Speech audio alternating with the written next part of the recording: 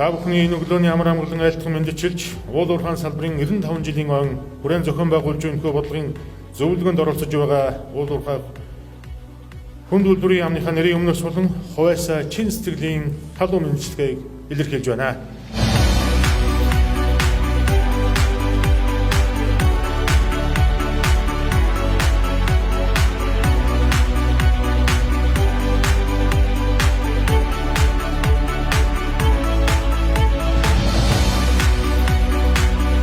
Энэхүү арга хэмжээнд уул уурхайн салбарт туйлын өндөр ачаал бүгдэгч байна.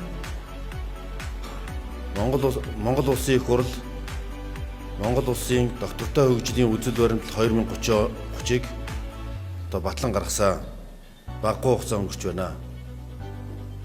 Энэ Монгол улсын доктортой хөгжлийн үзэл баримтлалд Монгол улс 1 хүн оногдох орлогоороо дэлхийн дундаж орлоготой улсуудын тэргүүлэгч улс орн болно гэсэн ийм зорилтыг төвшүүлсэн. Энэ зөвлөгөө маань бүсийн 4 зөвлөгөөний дараа нэгдсэн байдлаар хийж байгаараа онцлог. Өнөөдөр Монгол улсад уул уурхайн салбар бол шин зүйл биш. Байна уул уурхайн салбар нөгөө оргил үедээ гэж байсан 2011 он 2012 онуудад жишээлбэл 33% эзэлжсэн бол 2011 онд энэ нь үе шаттайгаар буурсаар байгаад буцаж 2017 оноос энэ сайжраад буцаж 2012 оны төвшөнд бол 2017 оны онд очихоор одоо хүлээгдэж байгаа үүсэлтүүд бол гарч байгаа.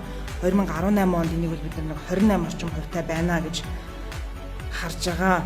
Уурхайн салбарт бас энэ өрсөлдөх чадварыг нэмэгдүүлэх хамгийн чухал одоо салбаруудын дэд үсттэй одоо бас хэрхэн мөрөлдөж ингэж одоо холбогдож цаашдаа хөгжлийн чиг хандлагаар тодорхойлох энэ талаар за эцэст нь бол энэ хөрөнгөний зах зээл буюу энэ цаасан зах зээлтэйгээ санхүүгийн схемтайгаа ер нь салбар манаас хэрхэн уялдаж одоо явах вэ гэдэг үндсэн 6 одоо асуудлыг хүрээнд бол үндэсний хэмжээнд бас хэлцүүлэг зохион байгуулах зүйтэй гэж би бас үзсэн.